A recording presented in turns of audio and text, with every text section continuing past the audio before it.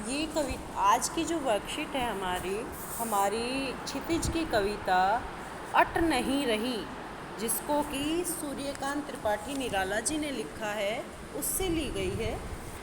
उसका अट नहीं रही है, यहाँ पे फागुन मास की सुंदरता का वर्णन है कि कितना ज़्यादा मनोरम वातावरण हो जाता है, प्रकृति कितनी सुरम्य हो जाती है, इसका वर्णन है। तो हमारा पहला पाठ है, कवि की आँख फागुन की सुंदरता से क्यों नहीं हट रही। क्यों नहीं हट रही है? क्योंकि जो फागुन मास की मादकता है, फागुन मास की सुंदरता है, उसने कवि को भाव विभोर कर दिया है। ये शोभा इतनी ज़्यादा, ये सुंदरता इतनी ज़्यादा है प्रकृति के कण कण में कि वो उसकी कवि की आँखों में समा नहीं पा रही, और वो एक टक उसको निहारता रहता है ताकि फागुन की सुंदरता को, प्रकृति की सुंदरता को अपनी आँखों में भर सके, और वो चाहकर भी अपनी नज़र नहीं हटा पाता। फागुन में ऐसा, दूसरा प्रश्न है हमारा, फागुन में ऐसा क्या होता है जो बाकी ऋतुओं से भिन्न होता है। क्या होता है ऐसा जो बाकी ऋतुओं से अलग होता है? कि फागुन में जो नशा होता है, एक जो सुंदर दिखती है, जब हर एक वस्तु, प्रकृति का कण कण जब हमें सुंदर दिखना शुरू हो जाता है, फागुन मास में वो नशा होता है। और ये अन्य ऋतुओं से अलग इसलिए होता है क्योंकि फागुन में वसंत का जो सौंदर्य है वो देखते ही बनता है।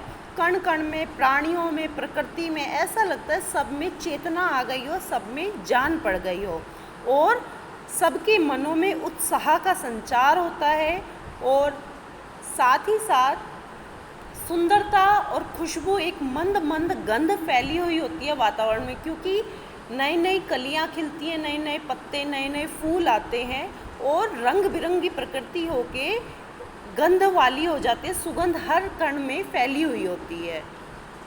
तीसरा प्रश्न है हमारा, प्रकृति के सौंदर्य की दृष्टि से आपको सबसे अच्छी ऋतु या महीना कौन सा लगता है और क्यों?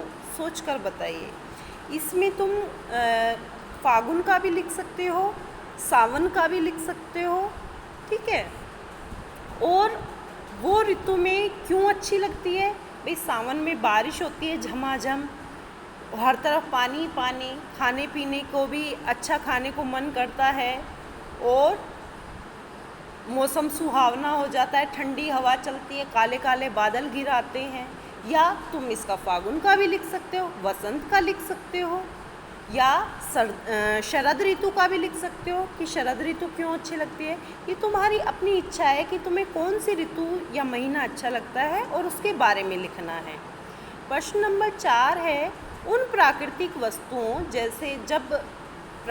वस्तुओं जैसे पेड़ पौधे, बादल आदि में मानवीय भावनाओं का वर्णन हो, यानी निर्जीव चीज़ों में सजीव होना दर्शाया जाए, वहाँ मानवीकरण अलंकार होता है। जैसे फूल हंसे, कलियां मुस्काई, इस उदाहरण में हंसना व मुस्काना, ये इनसे क्या हो जाता है, मनुष्य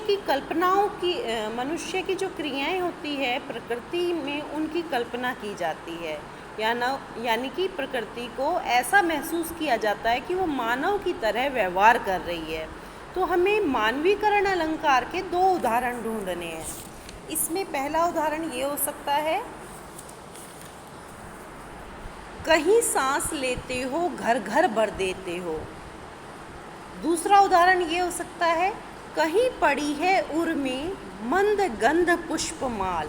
उर में मतलब हृदय पे, तो पेड़ों के हृदय पे, पेड़ों के मनुष्य के रूप में कल्पना की गई है कि कहीं पड़ी है उर में मंद गंध पुष्पमाल, पेड़ों के हृदय पे फूलों की माला पड़ी हुई है, धीमी धीमी गंध वाली फूलों की माला, ठीक है। तो ये उदाहरण तुम दोनों लिख सकते हो। 5वां है, सूर्यकांत त्रिपाठी निराला जी के बारे में बताया गया है और एक गतिविधि दी गई है। इस गतिविधि में तुम्हें क्या करना है, जो जानकारी निराला जी के बारे में दी हुई है, इसके अलावा और जानकारी इकट्ठी करनी है, और एक निबंध के रूप में, अनुच्छेद के रूप में लिखना है। इनकी विभिन्न रचनाओं के नाम भी लिखने हैं, और इनकी भाषा शैली, जिस तरह से किसी कवि का या लेखक का हमारी पुस्तक में जीवन परिचय होता है उस तरीके से लिखना है। तुम इंटरनेट की हेल्प ले सकते हो, 11वीं 12वीं की किताबों की मदद ले सकते हो, अपनी खुद की पुस्तक की भी मदद ले सकते हो। इस एक्टिविटी को पूरा कर कर, ये वर्कशीट का काम पूरा करके शाम तक सभी बच्चे फ़ोटो भेजेंगे।